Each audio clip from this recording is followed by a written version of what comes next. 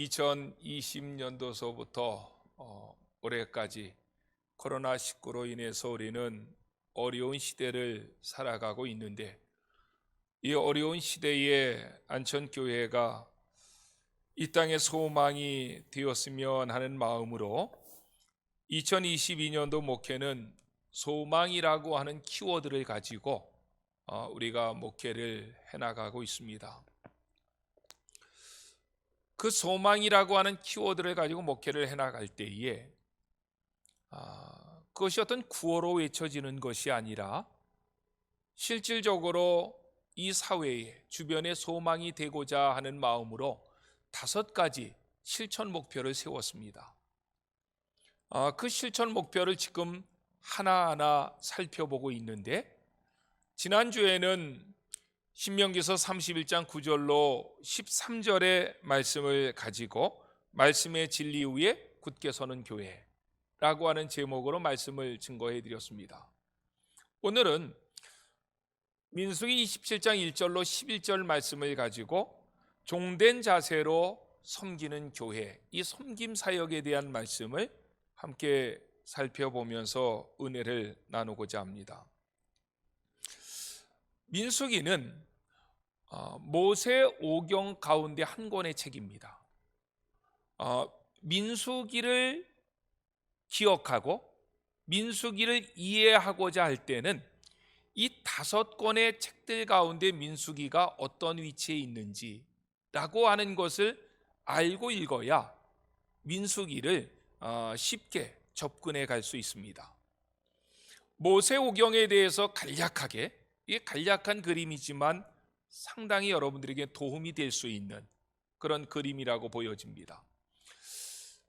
이 모세오경을 간략하게 설명하면 출애굽기부터 설명할 수 있는데, 출애굽기라고 하는 책이 어떤 책이냐? 출애굽기는 이스라엘 백성들이 애굽에서 나왔다, 그래서 날출자를 쓴 거예요. 출애굽에 대한 기록이다. 그래서 출애굽기 이렇게 된 거예요. 이스라엘 백성들이 430년 동안 애굽에서 살다가 애굽을 떠나 이제 시내산으로 향하게 되는데, 애굽에서 시내산까지는 2개월 조금 더 걸렸습니다. 정확하게 얘기하면 만 2개월 4일이 걸려서 라암셋을 떠나가지고 시내산에 도착을 합니다. 그 과정을 기록한 책이 출애굽기입니다. 레위기라고 하는 책은 어떤 책인가? 이스라엘 백성들이 시내산에서 11개월을 머뭅니다. 11개월 그 산에서 머물면서 하나님의 율법을 받고 10계명을 받고 성막의 설계도를 받았으며, 아울러 그 성막의 설계도 내용 그대로 성막을 완공시킵니다. 지었다는 거지요. 그것이 약 11개월 동안 있었던 사건인데 그 내용을 기록한 책이 레위기입니다. 레위기는 굉장히 중요합니다. 왜 중요한가 하면, 다른 책들은 역사의 과정을 기록했다면 레위기는 하나님께서 들려주신 율법을 기록한 거예요. 그러니까 레위기서의 내용을 가지고 이제 모든 사람들이 살아가는 거예요. 율법의 그 내용대로 살았느냐 못 살았느냐, 이 부분을 가지고 얘기해야 되니까. 그래서 한때는 레위기가 천대를 받았어요. 너무 어렵기 때문에. 그런데 너무 감사한 것은 20세기 말서부터 지금까지 레위기가 중요한 책이다 라고 하는 것이 신학계에 다시 등장해서 레위기서를 연구하는 신학자들도 굉장히 많아졌습니다. 참 감사한 일이에요.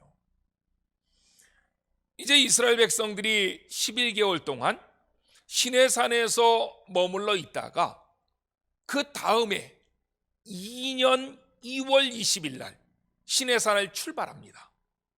출발해서 가나안 땅으로 가는데, 그 가나안 땅으로 가는 그 길이 그렇게 먼 길이 아니었는데 얼마가 걸리느냐? 장장 38년이 걸립니다.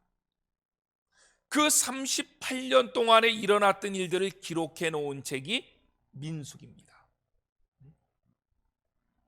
막 우리 여자들 이름 가운데 뭐 민수기, 시수기, 말수기, 그래서 민수기도 그런 것 같은데 그런 거 아니고 38년의 과정을 기록해 놓은 책이에요. 그리고 신명기는 지난 시간에 제가 얘기했어요. 모압 평지에서 모세가 자기는 가나안 땅에 못 들어갑니다. 그래서 장차 가나안 땅에 들어가게 될 출애굽 2세들을 모아놓고 했던 3편의 설교, 이게 신명기입니다.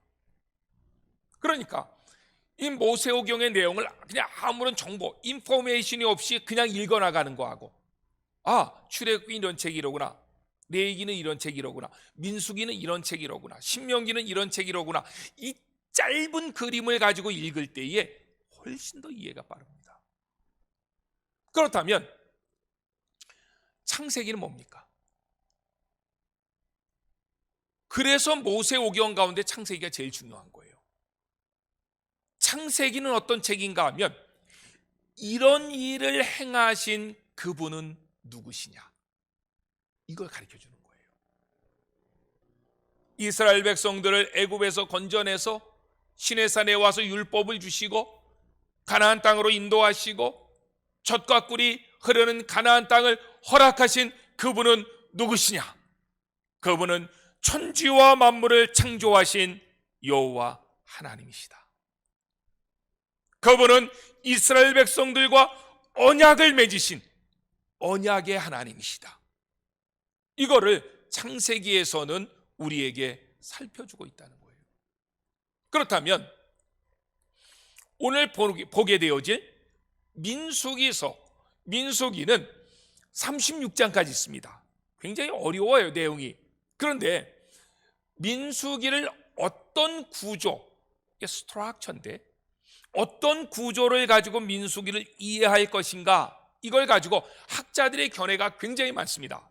한 서너 가지 학자들의 견해가 있는데 가장 대표적이고, 저도 그래서 이 학자의 견해를 따르는데 저도 좋아하는 구조는, 민수기는 1장과 26장으로 나누어져야 된다는 거예요. 그런 구조로 봐야 된다는 거예요. 왜냐하면 민수기라고 하는 책의 명칭이 그것을 우리에게 알려줍니다. 아까 얘기했지만 민수기는 여자 이름이에요? 시수기, 말수기, 민수기 그러는 거예요? 아니에요. 영어 성경으로 보면 민수기 너무 간단해요. 넘버스입니다. 넘버스. 카운팅했다는 거예요. 1, 2, 3, 4. 넘버를 카운팅했다는 거예요. 그런데 그 넘버, 백성들의 숫자를 카운팅한 내용이 1장하고 26장에 나와 있다는 거예요. 두 번에 걸쳐서 있다는 거예요. 그러면 제가 이렇게 질문할 수 있죠.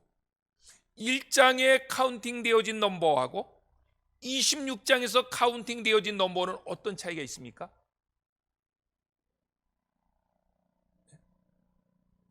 1장에서 카운팅한 그 넘버는 출애굽 1세대라는 거예요. 왜? 아까도 얘기했잖아요.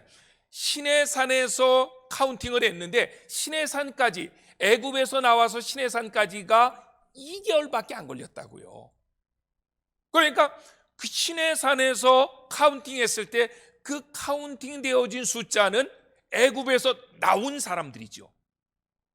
그런데 26장에서 다시 한번 카운팅했을 때에는 그거 어디서 했느냐? 모압 평지에서 했다는 거예요. 모세가 죽기 바로 직전에.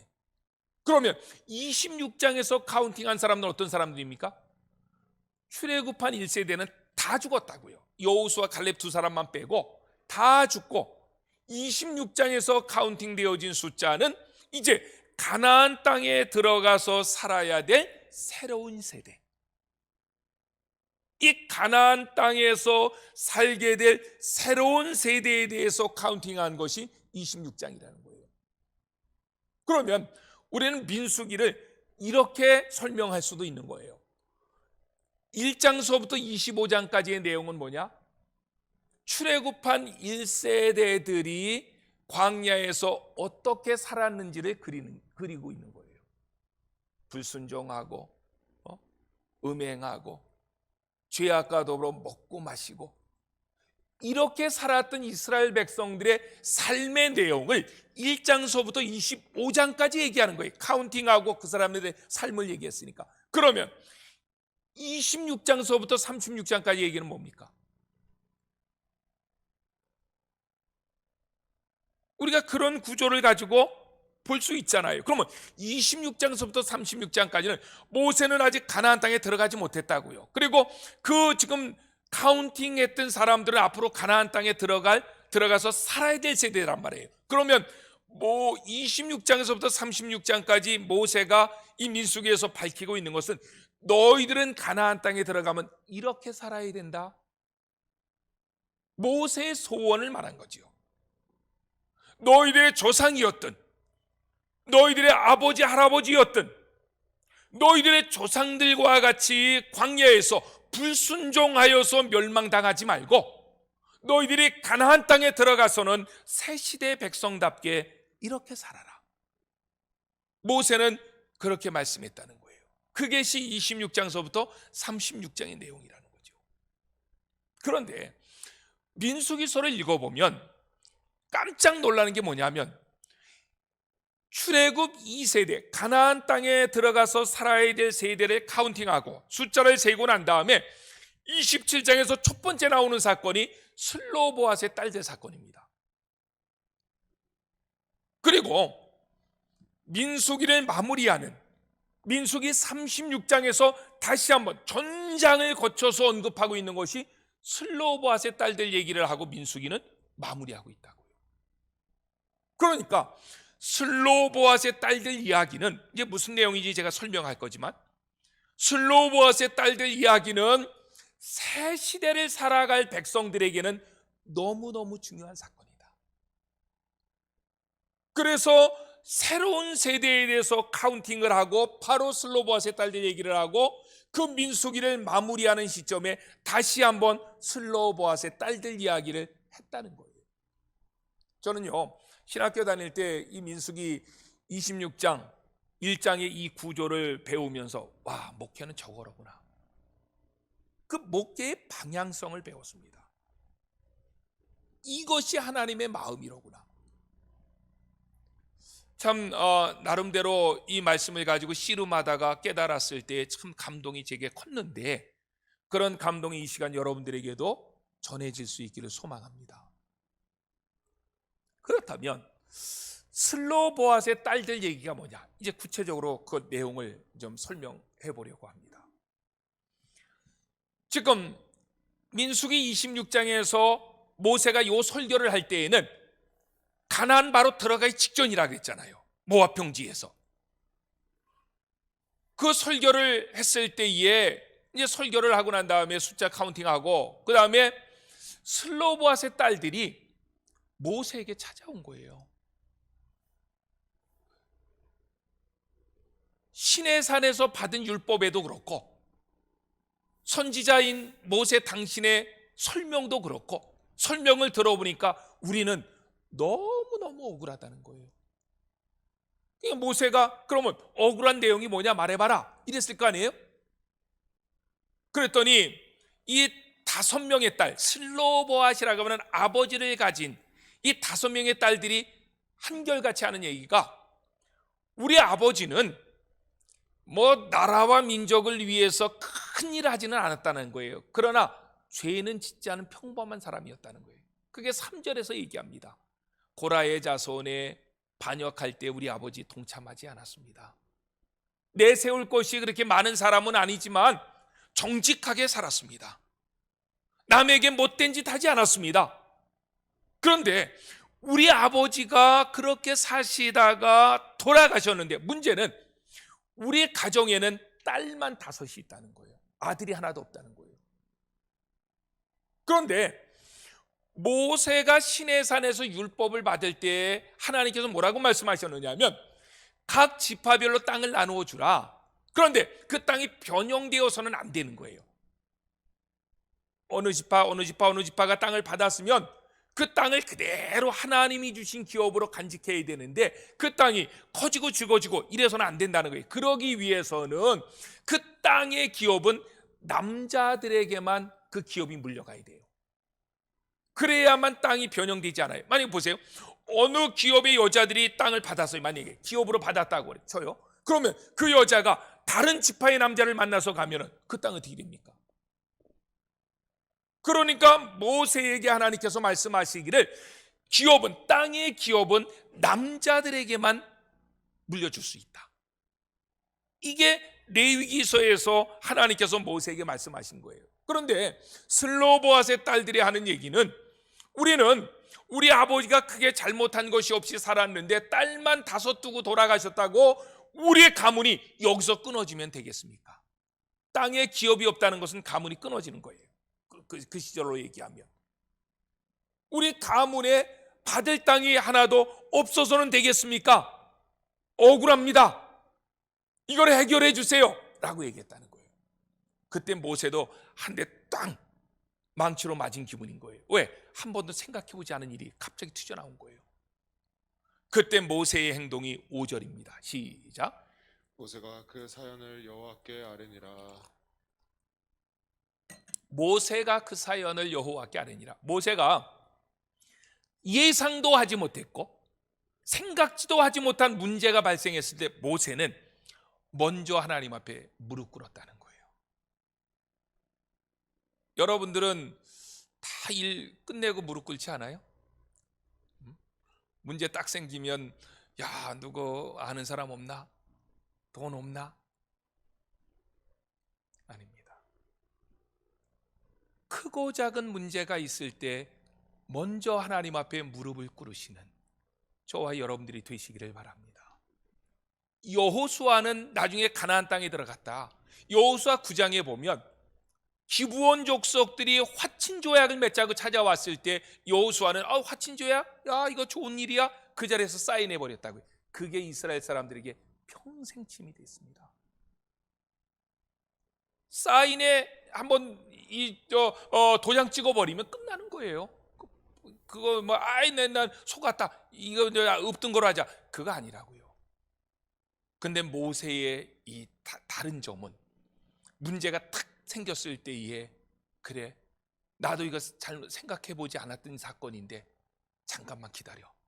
그리고 성막 안으로 들어가서 하나님 앞에 기도한 거야. 하나님, 이런 문제가 갑자기 발생했는데 이거 어떻게 해결해야 됩니까? 그때에 하나님의 대답이 6절서부터 11절까지 있는 거예요. 그런데 모세가 하나님 앞에 기도하니까 하나님께서 모세에게 말씀하시기를 슬로보앗의 딸들을 그냥 인정하십니다. 하나님은 조금도 머뭇거리시잖아요. 7절 시작. 슬로바앗 딸들을 말이 오르니 너는 반드시 그들의 아버지의 형제 중에서 그들에게 기업을 주어 받게 하되 그들의 아버지의 기업을 그들에게 돌릴지니라. 예, 하나님은 고민했던 흔적이 없어요. 모세로부터 기도를 통해서 그 말을 듣고 난 다음에 바로 얘기합니다. 슬로보앗의 딸들의 말이 옳다. 그리고 8절, 9절, 10절에서는 슬로보앗의 딸들이 요청한 대로 그대로 들어줘라. 이게 하나님의 답변입니다. 그리고 11절에 보면 시작. 그의 아버지의 형제도 없으면 그의 기업을 가장 가까운 친족에게 주어 받게 할지니라 하고 나 여호와가 너 모세에게 명령한 대로 이스라엘 자손에게 판결의 규례가 되게 할지니라. 아멘. 이 사건은 슬로보앗의 딸들에게만 적용시키지 말고 이걸 판례로 만들어가는 거예요. 우리가 헌법을 재판관들이 재판할 때에 헌법에 시시콜콜한 얘기 다 나온 거 아니잖아요. 그래서 판사들에게, 재판관들에게 중요한 게 뭡니까? 판례예요, 판례. 비슷한 사건이 일어났을 때 그 전에 판사들은 어떻게 결정했느냐, 이 판례가 굉장히 중요한데 하나님께서는 이게 율법에 기록되지 않았으니까 이거 다시 율법에다 집어넣기 뭐하니까 이거를 판례로, 규례로 만들어서 앞으로도 이런 일들이 생기면은 실수하지 말고 이렇게 처리하라. 하나님께서 그렇게 말씀하십니다. 그래서 슬로보앗의 딸들의 이야기는 일단락된 것 같아요. 그렇죠?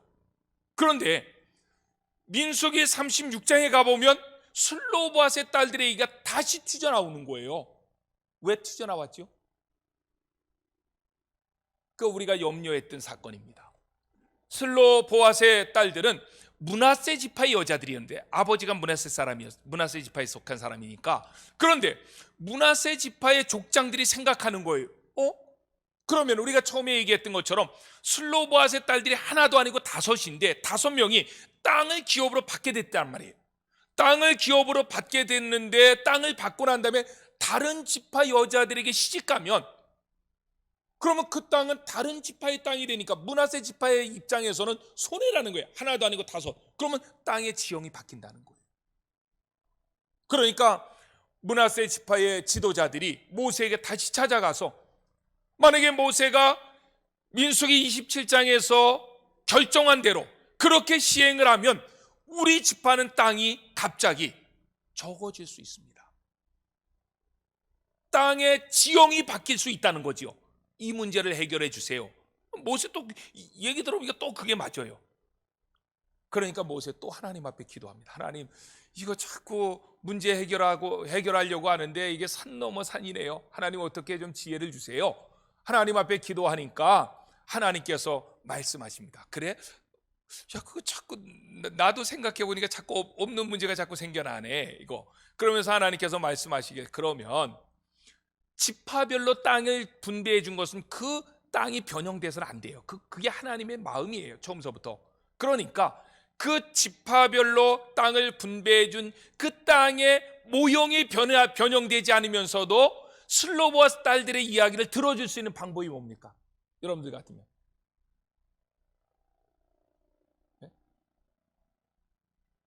지파의 땅이 변형되지 않으면서 슬로보앗 딸들의 그 하소연을 들어줄 수 있는 방법이 뭐예요? 그렇지, 시집을 집안에게 가면 되지.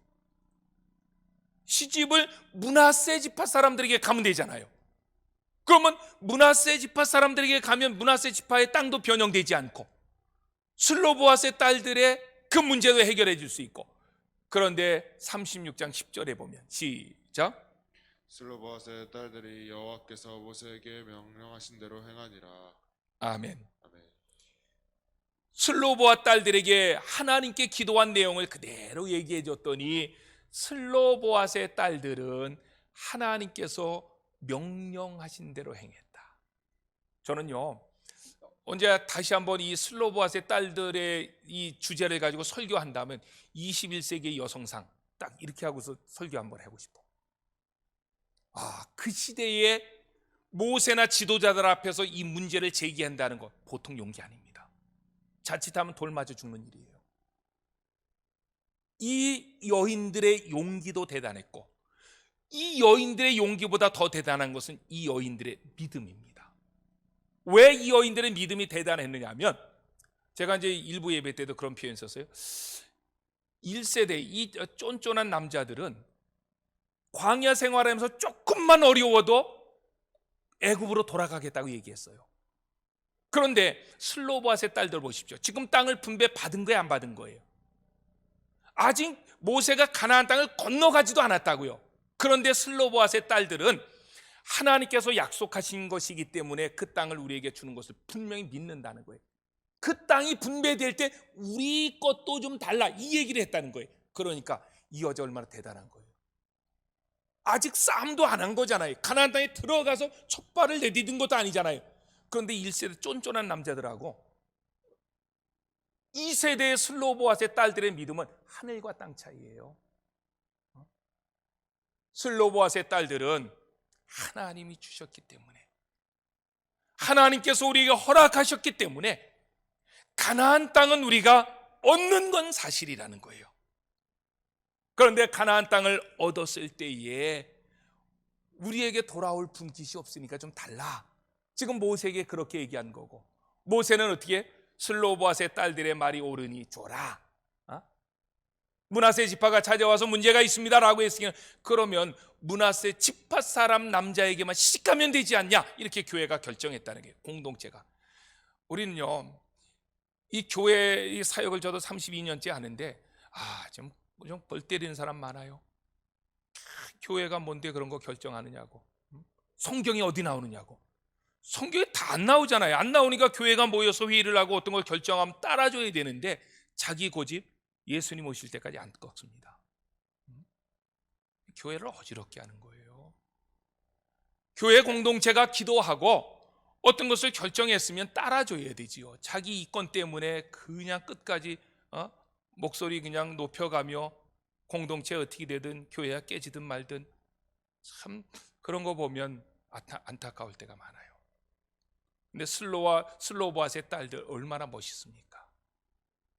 문제가 있을 때 정당하게 그 문제를 제기했고, 그것도 자기 생각에 기초한 것이 아니라 하나님의 말씀에 기초해서. 그리고 모세와 또 지도자들이 결정했을 때 딴 남자 만나지 마라이. 그러니까 그냥 다른 남자의 눈길도 안 주고 므낫세 지파 남자들만 찾아다니며 그렇게 결혼했다는 거예요. 그리고 난 다음에 여호수아가 가나안 땅을 들어갔잖아요. 그렇죠. 가나안 땅에 들어가서 정복했잖아요. 그리고 땅을 정말 분배하잖아요. 그때에 여호수아서 17장 3절로 4절 시작. 헤벨의 아들 길르앗의 손자 마길의 증손 므낫세의 현손 슬로보아스는 아들이 없고 딸뿐이요 노아와 호글라와 밀가와 다르세라. 그들이 제사장 엘리사과 눈의 아들 여호수아의 지도자들 앞에 나와서 말하기를 여호와께서 모세에게 명령하사 우리 형제 중에서 우리에게 기업을 주라 하셨다 하며 여호와의 명령을 따라 그들에게 그들의 아버지 형제들 중에서 기업으로 주므로. 아멘. 아무래도 마이크가 좀 현찮은 것 같아요. 배러리가 없어서 자꾸 찝찝거리니까. 보십시오. 여호수아서 17장의 얘기는 뭐냐면 여호수아가 가나안 땅에 들어가서 땅을 정복하고 모세의 명령대로 슬로보아스의 딸들에게 기업을 나누어 줬다. 성취를 얘기하고 있다고. 성취를, 성경은.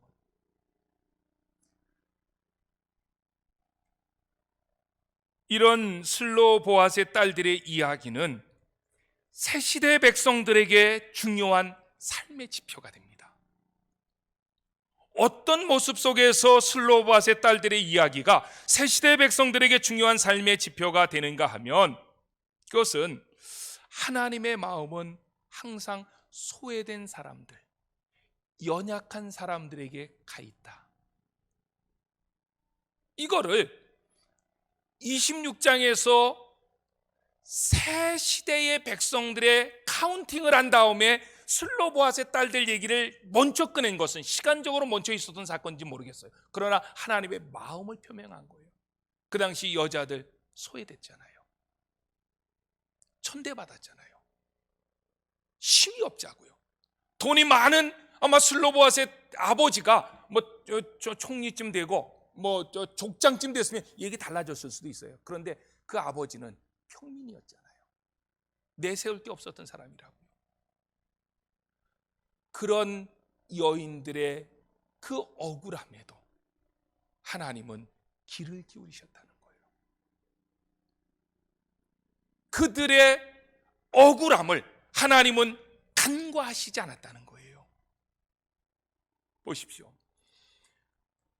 우리가 아브라함 얘기를 하면 수많은 사람들이, 제가 참 그 불만인데 좀 중요한 내용이기 때문에 이제 그러리라고 봤지만 저도 나름대로 그게 조금 불만이에요. 어떤 불만이냐면 아브라함 얘기를 하면 사람들이 다 창세기 12장 1절로 3절만 얘기해요. 아브라함은 복의 근원이 되었다. 그래서 가나안 땅을 떠났고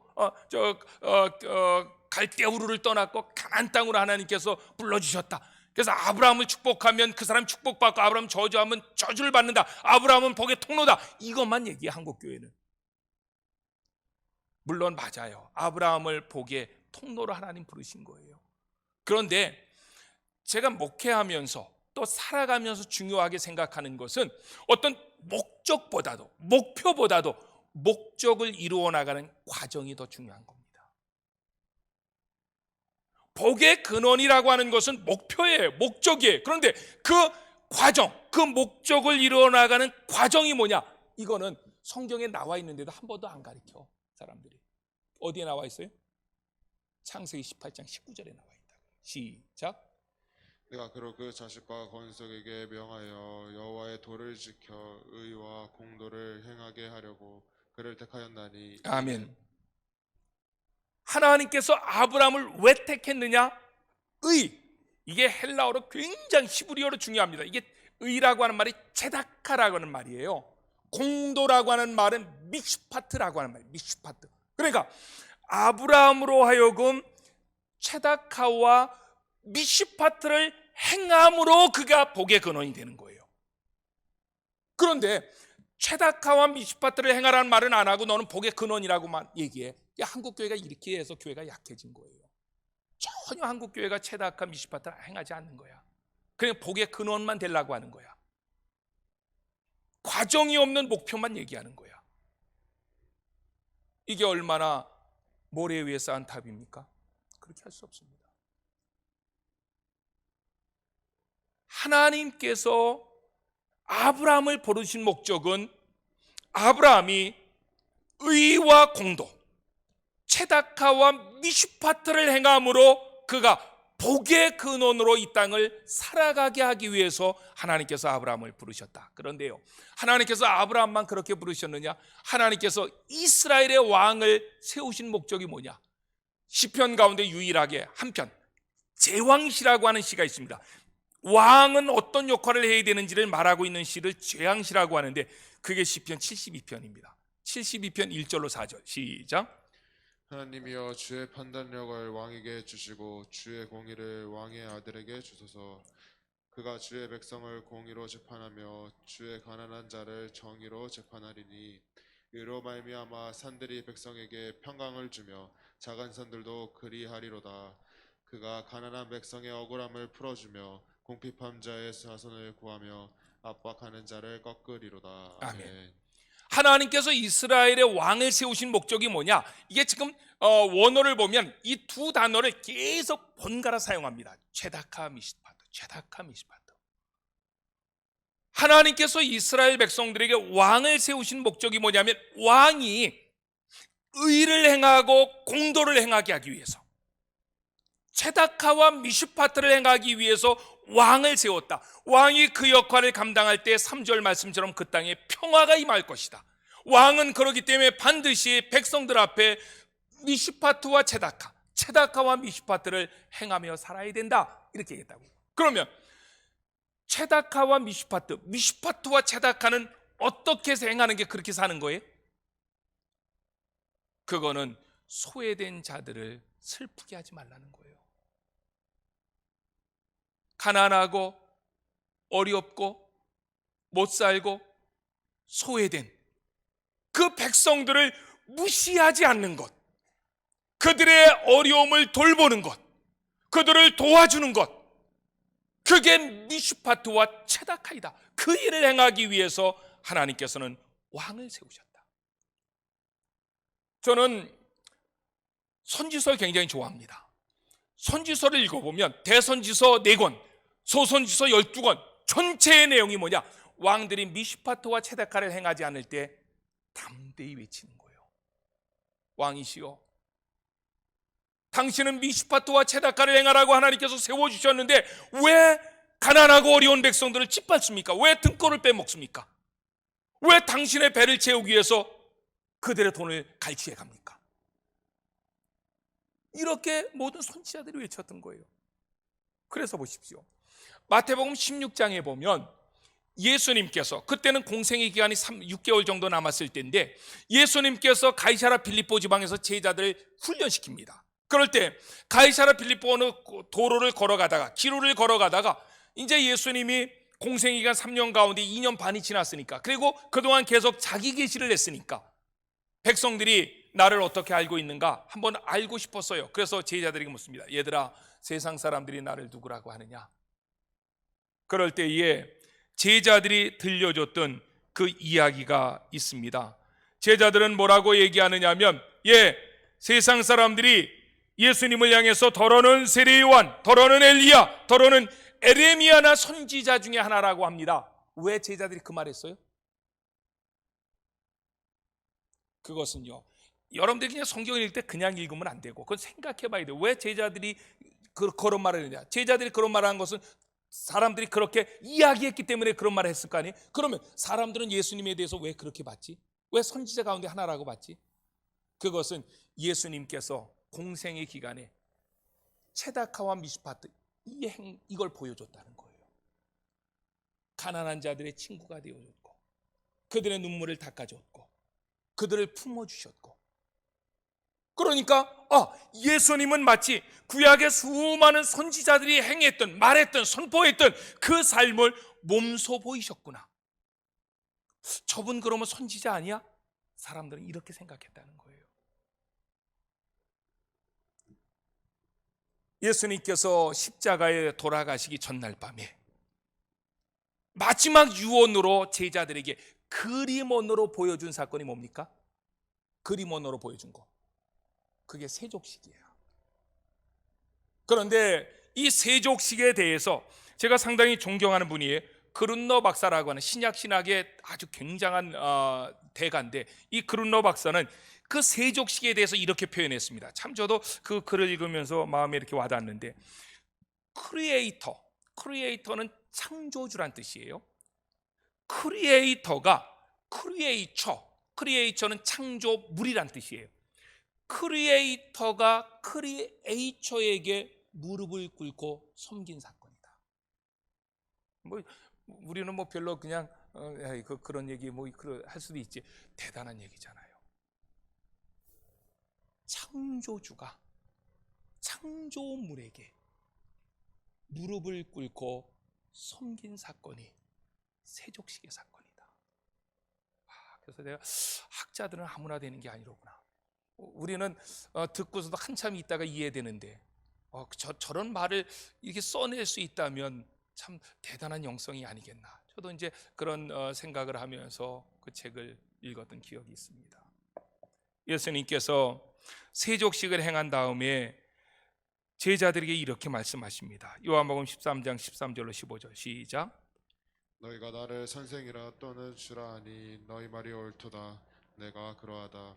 내가 주와 또는 선생이 되어 너희 발을 씻었으니 너희도 서로 발을 씻어주는 것이 옳으니라. 내가 너희에게 행한 것 같이 너희도 행하게 하려 하여 본을 보였노라. 아멘. 오늘의 말씀을 결론 짓습니다. 슬로보아스의 딸들의 이 사건은 새 시대의 공동체는 어떻게 살아야 하는가 하는 것을 그림으로 보여준 중요한 사건입니다. 교회는 소외된 한 사람일지라도 그리스도의 사랑과 관심으로 품어야 됩니다. 그들을 예수님처럼 종된 자세로 섬겨야 합니다. 그것이 가나안 입성을 앞둔 새로운 공동체를 향한 하나님의 마음이었고, 천국 입성을 앞둔 교회 공동체를 향한 주님의 마음입니다. 하나님께서 아브라함을 부르신 목적도, 하나님께서 이 땅에 지도자들, 통치자들, 왕을 세우신 이유도 가난한 사람들 등쳐먹지 말고, 등골 빼먹지 말고, 뺏지 말고, 그들의 눈물을 닦아주고, 그들에게 위로가 되고, 그들에게 소망을 주는 그런 지도자가 되라. 저는요, 한국 정치사를 볼 때에 광복 이후에 그런 대통령이 한 사람도 없었다는 게 가슴이 아픈 거예요. 다 백성들 등골 빼먹으려고 그랬지. 근본에는 그런 대통령이 나왔으면 좋겠어요. 정말 하나님을 두려워하고 백성들을 사랑하는,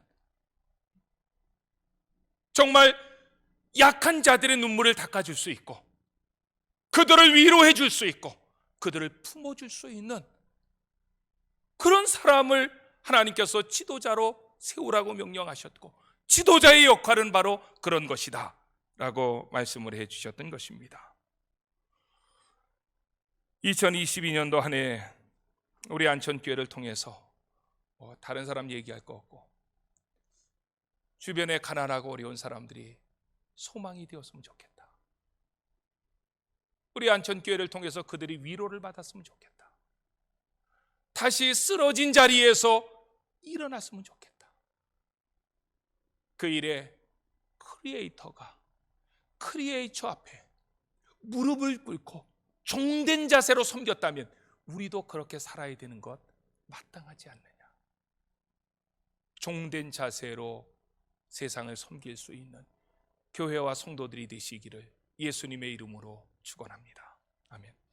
오늘 우리에게 주신 말씀, 제가 이게 설교를 준비하면서 이게 역사적인 배경 이런 것들을 다 얘기할 때 교인들이 얼마나 이 내용을 따라올 수 있을까 제가 걱정하면서 설교를 많이 준비합니다. 그래도 감사한 것은 말씀이 우리를 그렇게 인도하는구나. 그게 하나님의 마음이로구나. 우리도 그렇게 살아야 되지 않을까. 그렇게 살지 못한다 할지라도 그런 결단이 있었으면 좋겠고, 이 시간 그런 다짐이 있었으면 좋겠고, 작은 일이지만 나로부터 그런 역사가 일어나게 해달라고 우리 주여 한번 외치고 같이 기도합니다.